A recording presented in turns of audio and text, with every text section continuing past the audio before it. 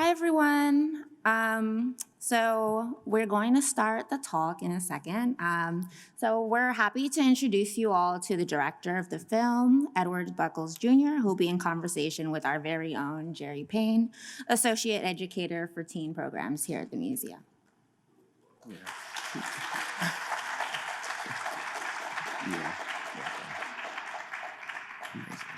So as they walk out, their insightful conversation will be followed by Q&A, so try to hold those lingering thoughts and questions until the end. Welcome. Hey, y'all. What up, what up?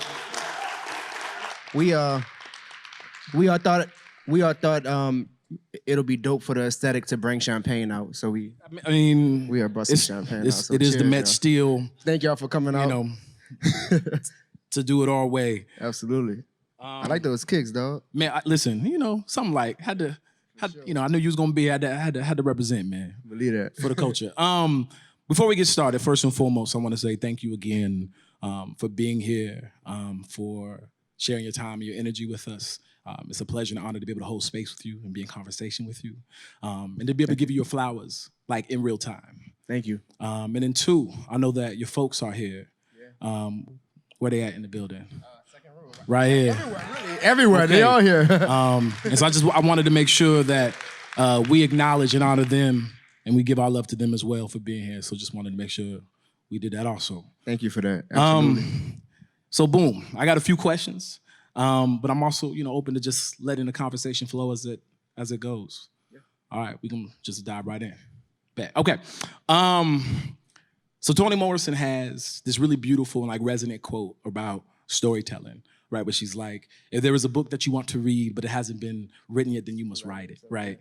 And I feel the same can be said about filmmaking. And so I'd love to hear you talk about what was that moment like for you when you knew that you decided that this was a film that needed to be made and that it was you who needed to make it? I was a baby. I was, in my early 20s, trying to figure out the whole college thing, trying to navigate, being an artist, because I don't really come from, I come from artists, but it's more of natural artists, right? It's not people who are artists by profession or people who are even artists on purpose, right? We're just naturally, gifted in New Orleans. So, it was a bit intimidating at first, to in my early 20s to say that I was going to take on something as huge and important as Hurricane Katrina, as huge and important as a neglected people, as huge and important as America. Right. Yeah. It was a little bit intimidating. But I think that as soon as I started to interview people, I kind of found my footing, if you will. I kind of found my fuel. But at first it was really intimidating. But it was because of the people in my film and my community when they first learned that I was making the film that really kept me going. So this film really took a village. The idea took a village. Right. My stamina for this project took a village. Yeah, I mean it's such a big, it's an undertaking, and I can imagine the process that it takes, right, from idea to object, right, to be able to kind of go through it. And actually, I mean, kind of going from there, in my prep for the conversation, I know that you worked on this film for about 7 years, but you yourself wasn't a participant in it until much later in the filming process. And so I'd love to hear you kind of talk a little bit more about kind of what was that hesitation, or what was keeping you from being a part of the film or being on the other side of the camera, and kind of what kind of helped you to decide ultimately that I also need to be a part of this film. My story is also valuable. It needs to be told as well.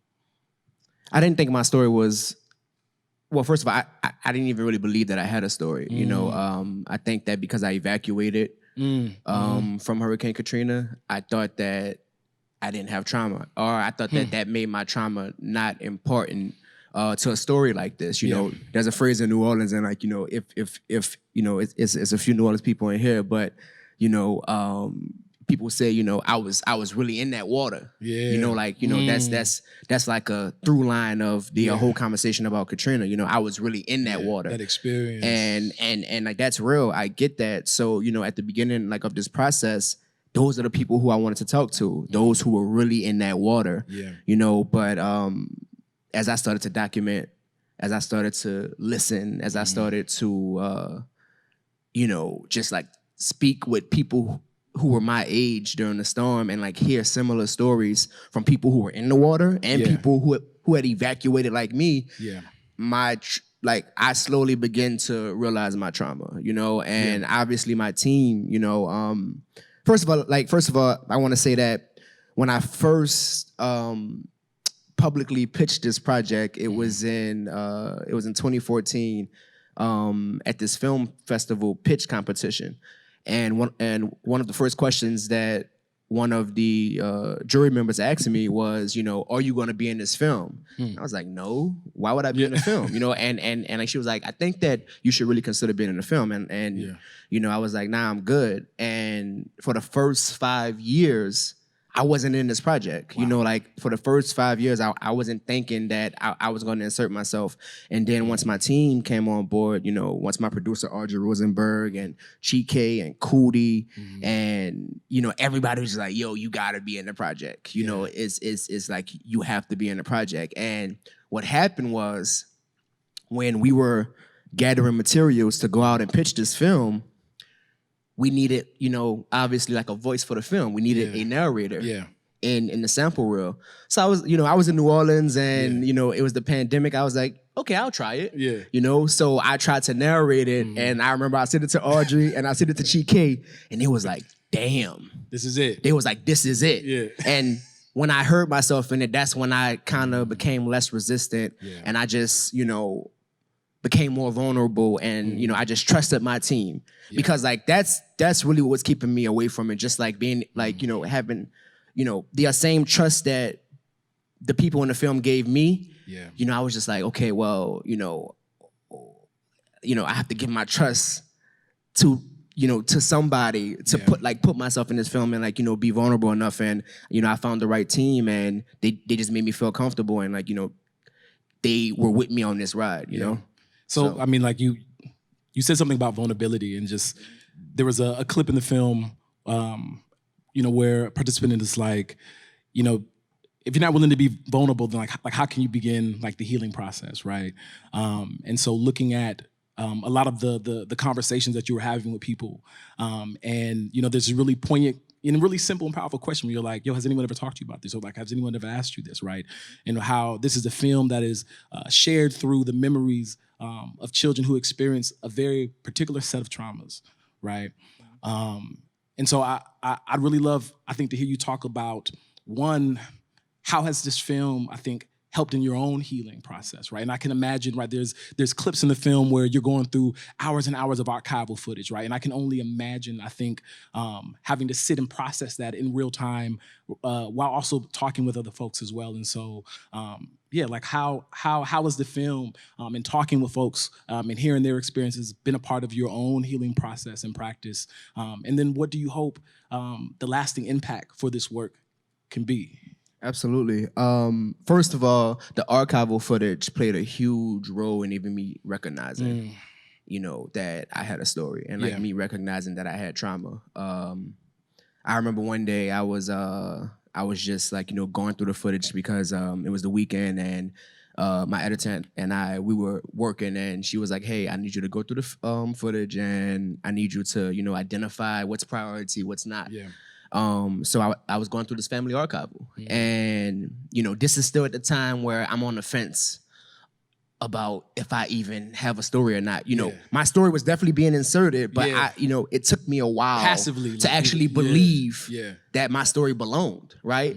And it was this moment that I was in my crib and I was going through some family archival and it was just the most random footage of my family and I at a wedding, right? Actually, the footage that opens up the film. Okay. And I just broke down and started crying. Oof. And I was like, and like, you know, as I was crying, I was like, what the hell? I was like, bro, like, what's wrong? Yeah. You know what I'm saying? Like, just coming back. You know, I was just like, what's wrong? And then I began to think about everything, you know, like in terms of like, no, I wasn't in the water, but I got disconnected from my family. No, I wasn't in the water, but you know, my whole dynamic of like childhood was shifted and taken away from me. Yeah. And you know, I think that like the people in this film, the way that this film, you know, has impacted us when it comes to healing is that it finally helped us to acknowledge it. And I think that it starts there. Yeah. You know,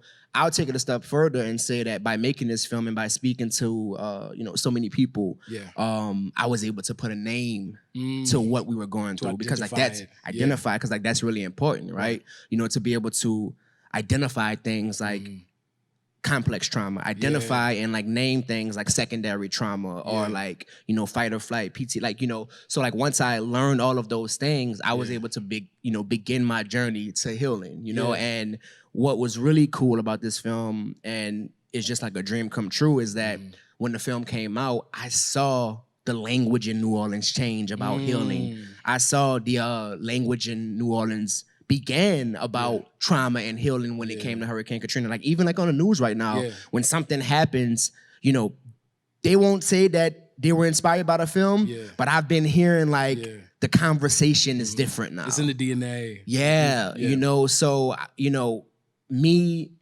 and my community, you know, we're just like in like this collective process, you know, of healing. And I wouldn't say that we're fully healed now, but at least we're, you know, at least we're starting. For sure. You know? And you know, I think there's this thing about language, right? I think being able to identify and be able to name a thing, to be like, no, this is what I'm experiencing. This is what's happening, right? So there's this scene with you, right?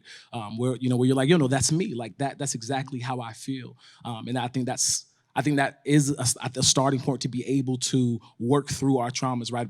And you even said, right, I think watching the archival footage and it just hits you in emotion. I think this thing about trauma, right, is that it in healing is like a non-linear experience, right? It comes in waves at oftentimes. And so I think that also connected to this notion about being resilient and resiliency, right? And it's often something that is ascribed to the Black experience, and also young people, right? You know, we talk about coming out of the pandemic, using quotations, coming out of the pandemic, right? Like, oh, like the young people, like, yo, like they're okay, like, you know, like they're resilient. They went through, you know, 3 years of being in virtual, you know, education experience, right? But what do you think, or what do you feel it does to the psyche of a community who is constantly being told that they're resilient? I struggle with, you know, the whole conversation. I don't struggle with resilience. I struggle with the conversation behind resilience. I struggle with resilience when it's in the wrong hands. I struggle with resilience when I'm being told that I'm resilient. How it's wielded. 100%. How it's projected. Right? And, you know, I think that resilience is something that we should be proud of. I think that it's ours. You know, I think that it's something that we should absolutely champion. But I think that sometimes, you know, just like I said in the film, like sometimes when it's being projected onto us, sometimes I feel like it's a weapon to steer away from accountability. Right? And, you know, in the film, we layer the conversation about resilience, the double-edged sword of resilience, with second line footage. Right? That's intentional. Right? Because of the fact that look at them dancing in the street. They're okay. Look at them, you know, with smiles on their faces. Look at them with, you know, like just like, you know, champion. Like they're just they're champions, right? Like look at them like with their hands up. Like you know what I'm saying? Like look at them in their culture. Nothing is wrong with them. You know, they're resilient. And I feel like they don't need anything. They don't need our support. They don't need our help. Exactly. And like I feel like I personally believe that that's part of the reason that we were never asked, are you okay? Because they projected onto us that we were okay because we were dancing in the street. Whatever dancing in the street may mean to anybody. Because like we were out dancing, right? And, you know, I I think that it's something that we should champion, but I also think that it's for us to say when we are resilient. Absolutely. You know, and like I think that we have to start challenging it when people tell us that, and you know, it's like, okay, yes, we are resilient. I know that I'm resilient, but I don't want to have to keep on being resilient in inhumane circumstances. Right. Like in the face of pain, in the face of trauma, in a way that denies us the fullness of our humanity. 100%. It shouldn't be something that I have to wear as a cape every day. Yeah. It should be in my pocket. You know, like I'll pull it out when I need it. You it's understand? in the tuck, yeah. Exactly. But, you know, I feel like in many places, especially in, you know, poverty-stricken areas, you know, Black and brown neighborhoods, like I think that we're expected, you know, to just wear that around, and we have to wear it around because it's all that we have. Yeah. If we didn't have our resilience, man, we'll go crazy. Yeah, as a mantle. You know? Yeah. Man, definitely. And so I think building from there, when we talk about both resilience, and I think your experience, and there's a quote that you said in the film about you know, the children are not rooted as they used to be, or that my anxiety is at my highest when I'm home. Do you still feel that way? And do you feel like you and New Orleans as a community and as a people can ever get back to that place of being rooted in that same way? I'm gonna answer your question backwards. Okay, like I absolutely feel that New Orleans is gonna get back. Or I absolutely feel that New Orleans is going to be reborn. You know, right now I feel like we're in a struggle phase. You know, I feel, you know, as of literally a month after this film released, we took the number one spot for being like the murder capital. Yeah. Wow. And that's what my team and that's what this film was trying to raise alarms about. Yeah. Was that, you know, the people in front and behind the guns are children.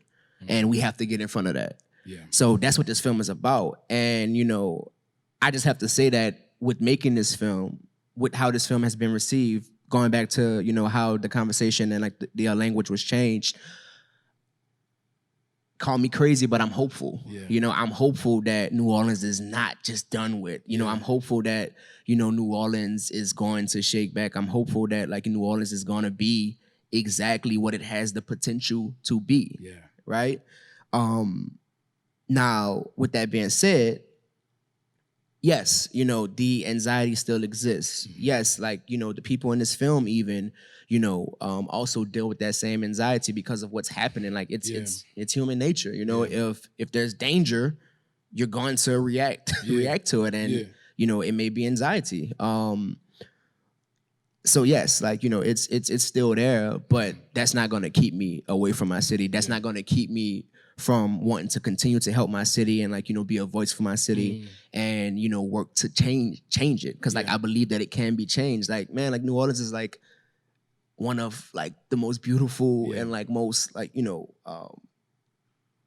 like powerful cities like in this country, and like I'm not being biased. Like, you know, there's facts. I believe you. You know what I'm saying? You know, and I feel like we're gonna get to where we need to get to. Absolutely. I love that. And I told you when we was coming, I was like, yo, I've never been to New Orleans. You know, but it's like the top of my list just as a place to go and to be and experience. Because also I just love any place where there are Black folk and where we're living and where we're thriving, we're existing. And it's Black folks there, like, yo, and like no matter how much they try to shoot us, like we ain't going nowhere. Like, you know, we there. Yeah. You know what I'm saying? Like it's New Orleans is like it's an African city, a chocolate that's city. What, yo, and I think that's what I really loved about the film, is that I love that it was Black folk, and it's the multiplicity and diversity of Black folk and Black experiences and Black culture. And that's no question. That was just a beautiful thing, I think, to see and to watch, and to be able to experience. And kind of to that, right? You know, as a filmmaker, my limited scope of documentary as a genre, right? That films that are you know, lauded and successful, like yours, award-winning films there's this extended life cycle, like after the movie comes out, right? Like a continued work, behind the film. And so, I wonder, like, what does that continued work look like for you and for your team, for New Orleans, for the participants in it, for the, conditions and the dynamics that you called out in the film? Like, what does that continued work look like for you back home in New Orleans? Yeah, absolutely. When we first started even talking about this film, when anybody who came on board, the whole film team, the people who were subjects in the film, the HBO, it's like we always had the conversation about what happens once the film is done. Yeah. Because we always knew that it does not stop. Yeah. This isn't like art for art's sake. This is impact. Yeah. Right? And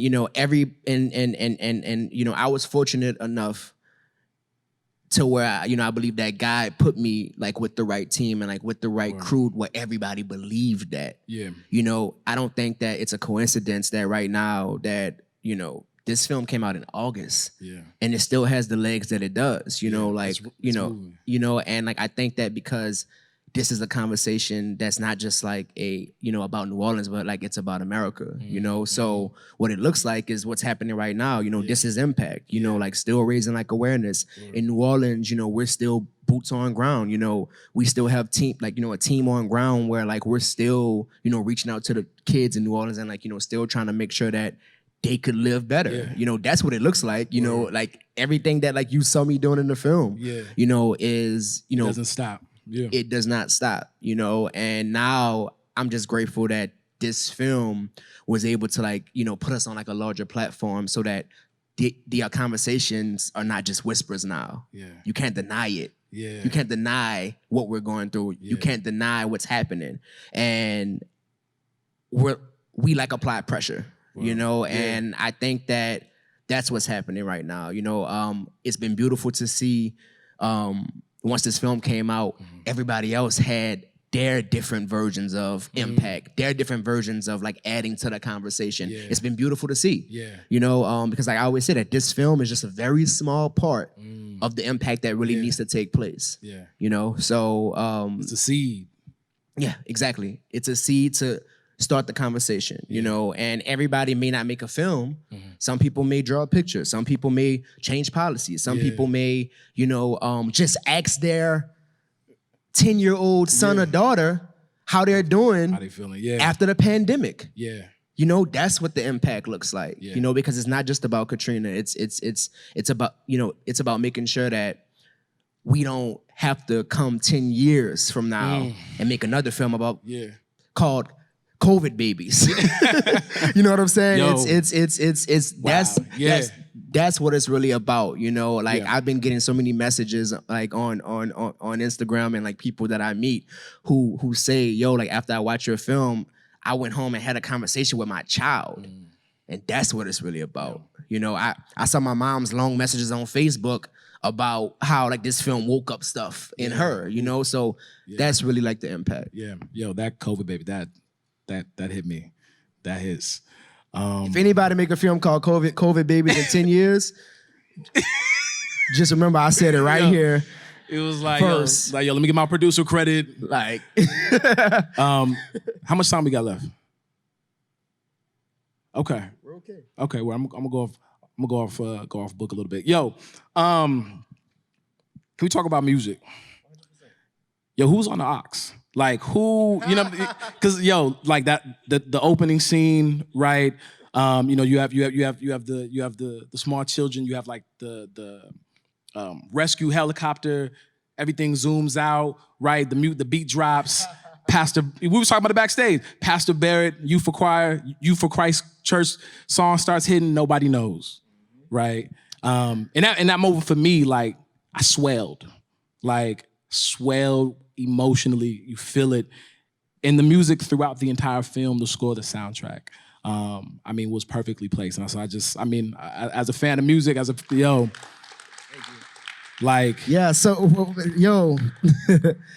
I listen to music all day. Like all day. Word. You know, it's like unhealthy. Literally, no, I'm serious. Literally, I did the Daniel fast in January, and I had to give up music. That's how bad it was. Like, Wow. you know, I listened to it all day. I've done that fast. and when we first had our meeting with HBO. Oh, by the way, my producer Audrey is in the building. Like, for sure, she's the one who took us to HBO. Shout out to Audrey. Like, shout out to Audrey. You know, but when we first had our meeting with HBO, I remember they watched the sample reel that I had cut together, and it was just music heavy. And I remember Sarah from HBO asked, she was like, yo, music is gonna be a character in this film, right? And I was like, of course. Like, I was like, yeah, of course. And she was like, what, like, you know, basically she said, whatever you did in that sample reel, like let's just make sure. And the music conversation became like a part of the sale of this film. And it wasn't even really on purpose. Like, you know, it was just like, yo, like the music is so good. Natural. You know, so like it honestly applied like a lot of pressure to me because, you know, I naturally listen to music and create playlists and stuff like that. But now it's like pressure is like, you got to choose the right songs. But, you know, it was just great that like, you know, my team really left that to me. Like, you know, I remember our first editor. It's always funny because like I always say first editor, like people say, you know, like my first wife, like you know, our first editor. You know, no, there was no shade. Like our first editor, our first editor. Like I remember she told me she was like, yo, you have a real sensitive ear to music, huh? Because like she would send me early cuts, and like it would be like the wrong music, and I'm like, nope, I can't watch this, whatever. And you know, it was important to me that music wasn't just background, but music was a companion to the story. Music was a companion to the moments, you know, because and I think we felt that. Yeah, exactly. Like, you know, even like in the opening with you know, Reverend T.L. Barrett, Nobody Knows, you know, that song feels like it's about the children of Katrina. Like everything that like nobody knows, you know, like the trouble that I've seen. You know what I'm saying? I was in the living room praising that. You know, and by the way, you know, Jeffrey from events, you know, just told me that he may be one of the kids singing in that choir. Oh yeah, shout out like, Jeffrey. What? Yeah. Shout out Jeffrey, man. Like that's crazy. like you know what I'm saying? Like so. You know. And that was kind of just what you're talking about the different entry points that people even have to the film. And like something else, we know that music is really, really, really expensive. Like music is really expensive. And, you know, our music supervisor, Deborah, what's Deborah's last name? Gardner?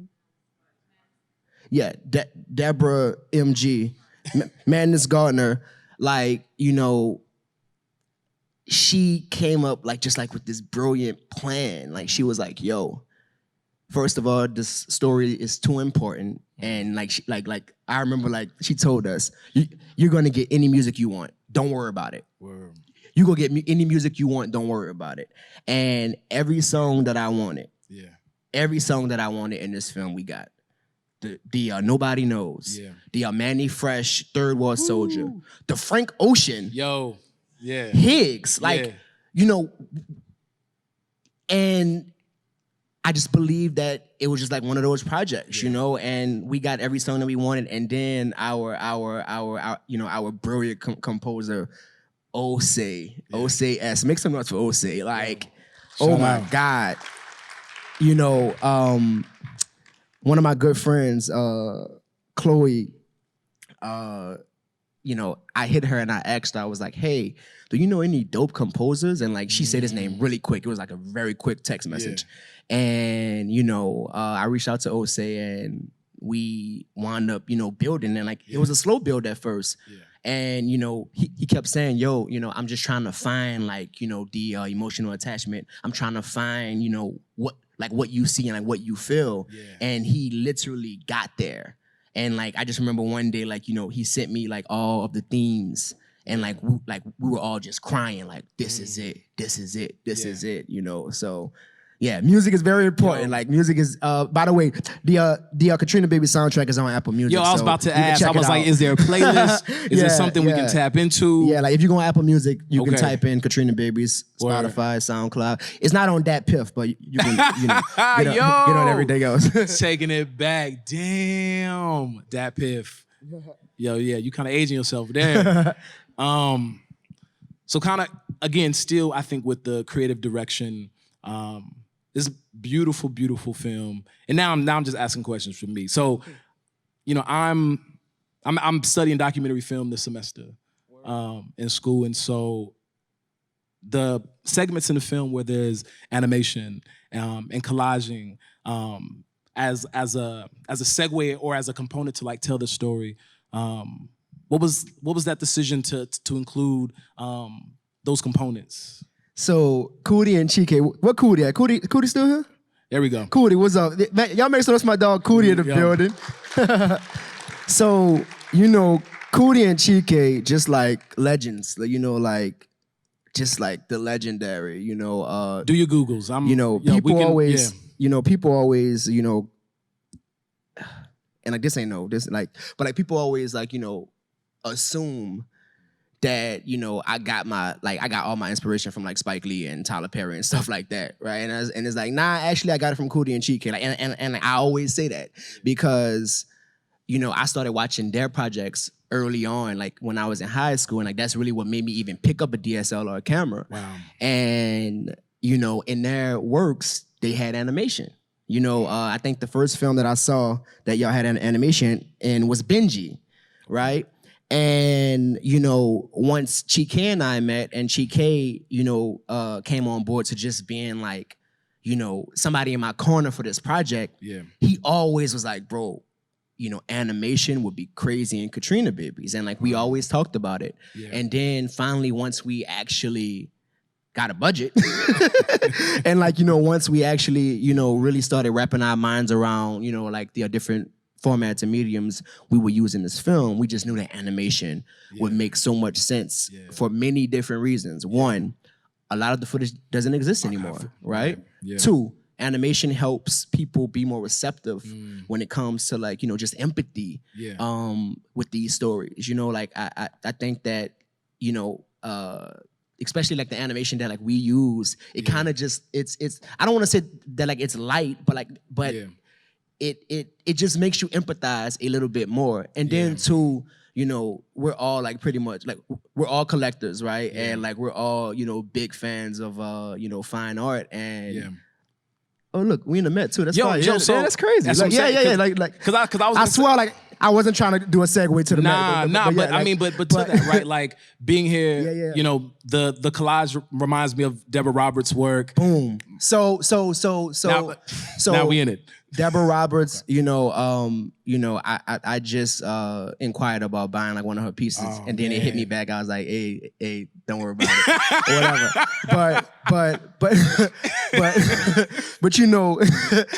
But like Deborah Roberts, Jacob Lawrence, Beer, like it's just like the collage elements just made so much sense for this film because like everything that we were able to salvage from Katrina, like my mom had like a lot of photos that like she just had in like a plastic bag randomly, and then like she brought it out while I was making this film, and like just like hundreds of pictures. And then Tina had a few pictures, and then I did like an open call on Instagram, and like people gave like photos to our team, and then where's Kate? Girl, why you way back there? And then Kate, our archival producer, she got us, like a whole bunch of like, stuff. And I was like, we got to do collage because it's like, I want the real people to be attached to this art in some type of way. And like, we found this brilliant, well, first of all, Chike and I were already fans of this animator. His name is Anthony Sindra, and he's in Spain. Oh, and it was at the height of the pandemic. So everything was on Zoom and Google Meets, whatever. So he was able to really tap into that emotion and like tap into that soul over Zoom. Man. which tells you how great he was, and then also like just like the power of like our film team. Right. I was like, you I'm know? sure So how much he probably also just believed in the work and the project. yeah, Man. and it just really came together. So I'm really glad that we took that direction. Man, like for real. Those are some of my favorite elements of the film. Thank you. I think we're close to time, but I have one final question. Yeah. What brings you joy? I mean, music.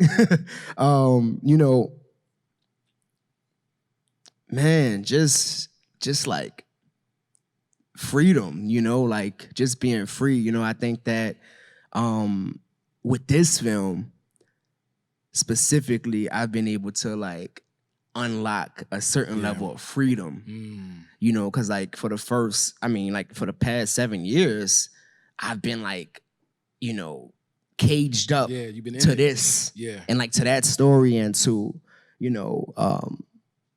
Katrina and like all of that, and like the level of freedom that I was able to find once the film was done, and like once like I realized that it did something in my community, that brings me joy, and like now it's like it's even hard to try to find my next project because it's like I want to go through that process again of like tapping into something to, eventually unlock it and like become free of it, So, that's like I guess like the introspective answer. But man, look, food, food, drinks, you know what I'm saying? Just being around great people, great energy, clothes, I like to, spend money on clothes, I saw you. Yeah. So, family, like, by the way, like what this film has done, like with the family, like it's crazy, like just like how this film, we started like annual trips now, like, all the cousins get together. Yeah. Like this year I wasn't able to make it because like I was, I think doing something with the film, but just like it started like even like that conversation, and like it started that rebuilding of like the family dynamic, like family is the ultimate joy, like I love that. So absolutely, yeah, for sure. And then also, can I just say one last thing? Absolutely. I want to thank Sage, Ace. Where's Ace? Oh, what's up, Ace? Charisma. Like just for like making sure that we enter these spaces. Absolutely. It's important. I think that definitely clap to that. And because like this happened, like very quickly, like at a last minute. Yeah, I mean, and then I feel like we talked like at the beginning of this year. Yeah, and just to be able to be in these spaces and like show a film like this and like have this conversation and like have us here, I just think that that's just like really, really, really important. So I am most grateful for y'all for making that happen. Thank y'all. I appreciate y'all. Yeah. Edward, thank you. Salute. Y'all clap it up. Edward Buckles Jr. Say what? Yes, yes. That's right. Questions. We have the mic up here. Hello. Hi. My name is Lennox Rose. It's nice to meet you. And first off, thank you. This was beautifully done. Thank you. One of my favorite scenes was the final one when we realized that you're actually not home. This whole time we thought that you were home. And we got to watch the process of your team breaking down the set, and which is in direct alignment to just the breaking down of homes within that space. And I was just wondering, what does home look like for you now?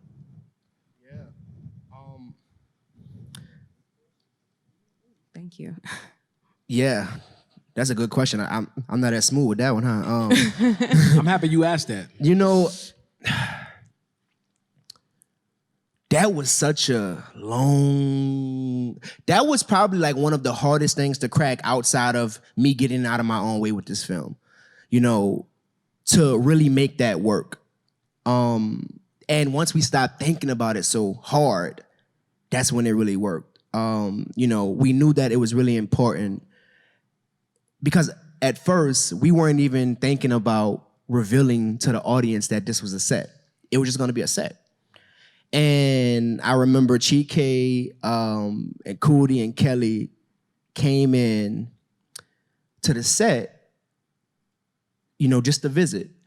And like they were like, yo, like the audience needs to know this. And like we all just like had a powwow right there and was like just trying to crack it. And we literally cracked it, what, like 2 weeks like before picture lock? Or maybe like on the last day of picture lock, we cracked it.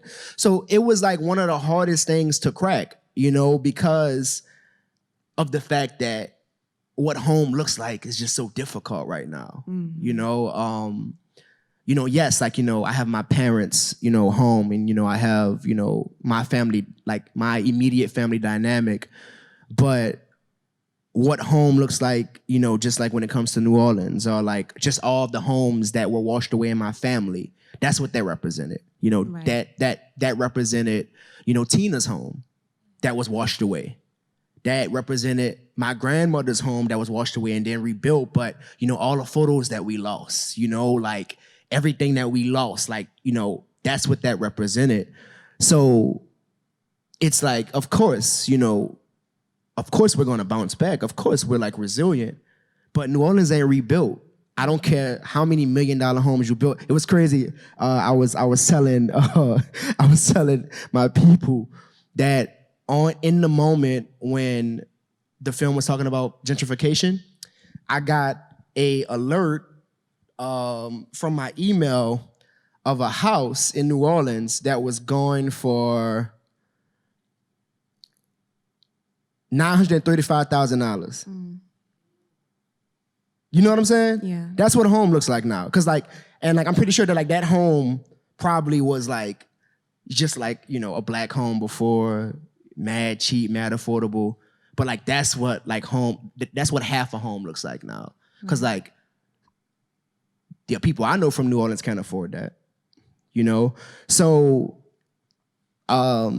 it's that's a hard question that I think that many of us are still trying to figure out, you know, what does home look like? And we're also trying to rebuild it ourselves, you know? So like when you hear that New Orleans is rebuilt, yes, it might be rebuilt for tourists and like, you know, it might be rebuilt for the tourism industry, but the people who are really from New Orleans and of these communities, we're trying to bring our homes back. We're trying to like really make it feel like it once felt. So you know, I hope that answers your question. Yes, thank you. Thank you. Over here. Hello. Peace. Hi. My name is Seven. You talked about not feeling like you could tell this story. There's this lyric that I always listen to. It's like, I know niggas who got it worse, so I don't complain. I feel like that's like a problem 100%. in our community for sure. I just want to know, where the hell did you find the courage to actually go to your family, first and foremost, and be like, y'all talk to me about y'all trauma? Like, I feel like that's hard. Yeah. But also people who actually went through the water, like, yeah, that's my question. Yeah, man. You know, to your first point,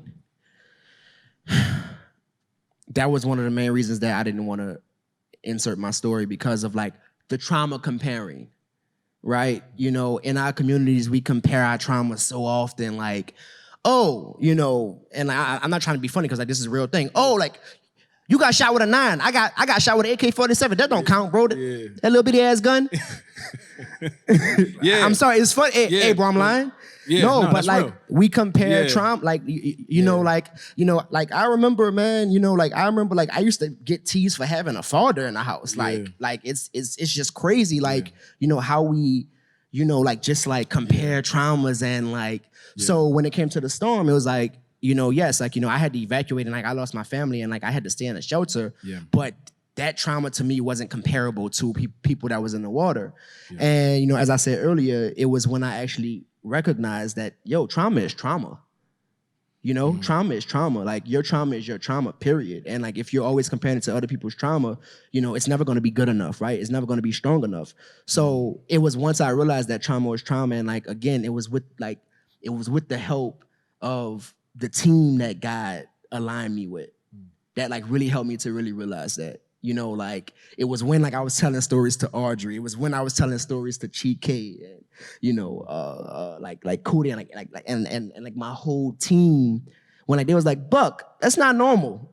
You should like really look into that. Like you should really, you know, like embrace that. You know, and like And that's when I really was able to like really, step outside of myself, but really go deeper within like my experiences. And, it took a long time to like really, really like become vulnerable, but it was because I saw that everybody else in the film had given me their trust and, vulnerability. And I was like, well, it'll be unfair if like I don't do the same thing, because like once I had all of that footage, once I was going through like all of these hours and hours of interviews, I was like, wait, nobody asked me how I feel.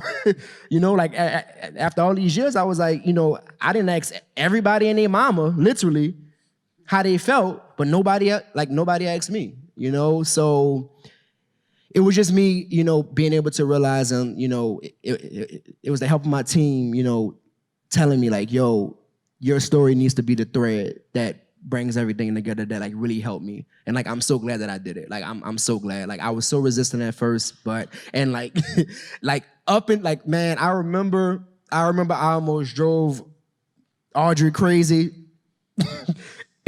Cause like, and like our editor Luther, cause like one day randomly, because of my fear of vulnerability, I called Luther. I was like, hey bro, we should take all of my interviews out and like take all of my voiceover out. And like we are in like the trenches, like we are in like the, and like he's like, bro, what?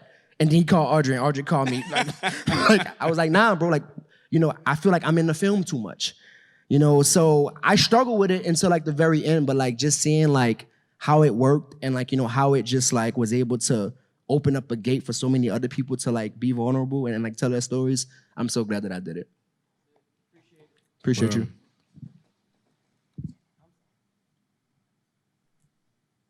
Hi, what's up? Peace. So my name's Cody. I'm a young man from New Orleans, and I just wanted to say that I was 21 when Katrina happened.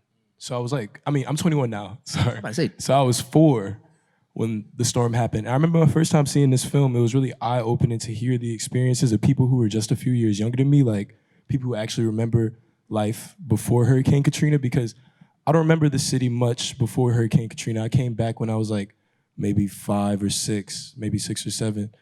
And I just want to say like this film is like groundbreaking. It really opens up a discussion that like I honestly never thought that I needed to have as somebody who wasn't even old enough to really remember life before the storm, but like always knowing and feeling the impact of what it was and what remained. Like, I don't know, I just wanted to give you your flowers, man. Man, thank you. Amazing. I want to respond to that too.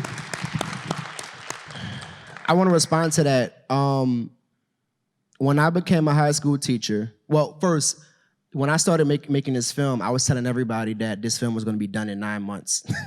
I was like, hey, like, cameras up right now, we gonna lock that, and then in 9 months, we gonna put it on YouTube, and we out here. You know what I'm saying? And while I was making the film, I got a random, well, it felt random at first, but it was fate. A random call to be a high school teacher. And I was like, man, I don't want to be no high school teacher. And, I wound up just going through with it. And when I got there, it was people who were your age, like it was children who were your age, like people, and some even younger, children who was 5 years old during the storm. Kelvin was 3 during the storm, and it was when I met them that I was like, wait, y'all are the real Katrina babies. Y'all are carrying this, like y'all are carrying like the intergenerational trauma, not just from Katrina, but from way before it, like, like stuff that y'all have nothing to do with. And like, that's when I really realized that this, like this is not a game, this is generations of trauma that we are dealing with. So it was your age group that really, gave me the fuel and like really shaped this film into what it became, because there's an article in the New Yorker that came out about the film, and the title was, how many generations of Katrina babies are there? And the answer was, it's gonna keep on, like, those generations are gonna continue until we really address the root of the problems. So your generation, well, I mean, we're in the same generation, but because like I'm also 21, so yeah, facts, facts, so our age group is like really important, like when it comes to this story, because it's like, we have to heal now, so first of all, I appreciate you for coming out, man, for sure. Believe that.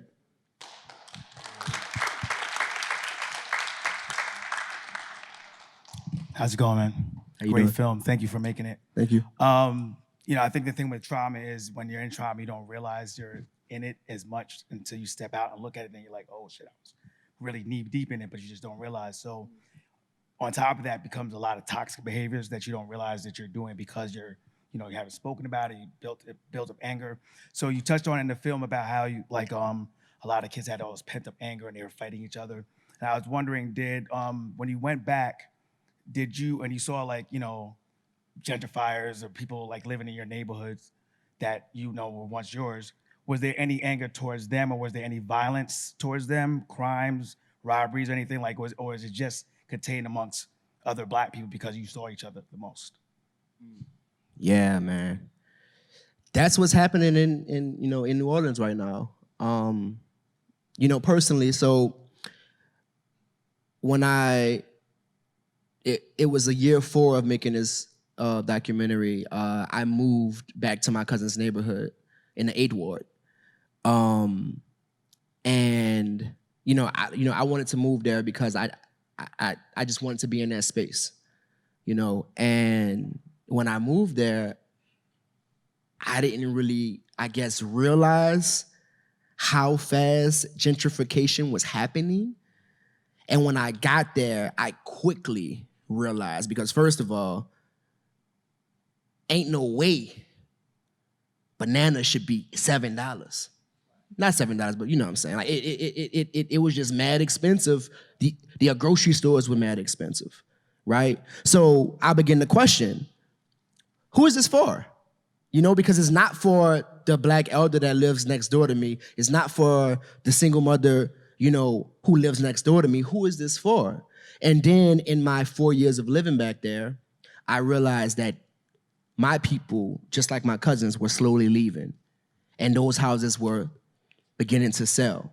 And then I realized, in like a very personal way, when my landlord told me that I had to move because the house that I thought was just worth about $24,000 was selling for $400,000.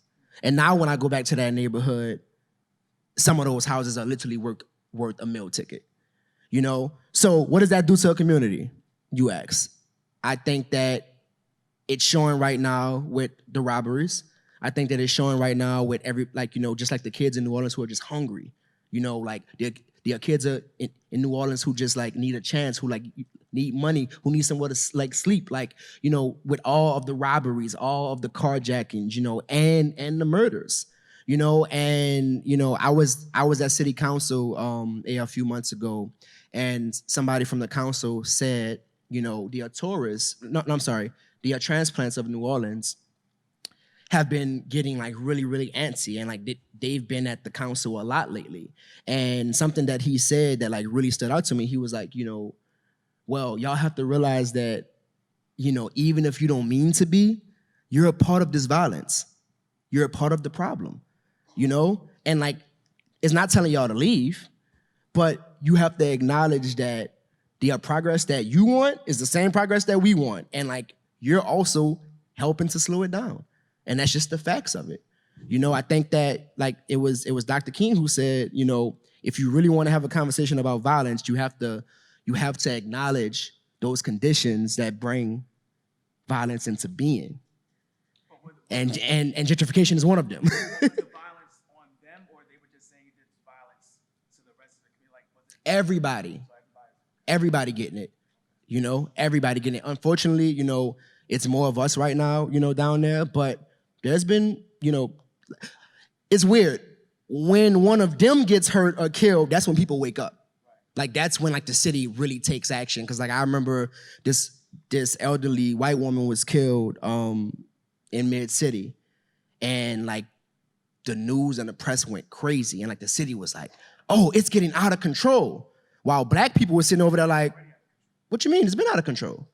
You know, so it's 100%. So, you know, we're at a stage right now where it's like, you know, state of emergency, and it's like, just like AB said in the film, you know, everybody could get it. No matter where you at, no matter like if you think you're in a safe neighborhood, everybody could get it. And like, you know, I think that, you know, gentrification plays a huge role in it because it's shifting people from their neighborhoods. You know, it's taking money from them, you know, so yeah. Yeah, I hope that answers your question. Yo, that's our time. Y'all, please clap it up again for Edward Buckles Jr., Katrina Babies. We appreciate you all being here, spending this time. Lennox, can we, man, my brother. Appreciate you, bro. Absolutely. Lennox, can we get like the house lights up just a little bit? Cause I want to take like a selfie with us and like the whole yes, audience Lord, that's in let's do here. that. One time for the one time.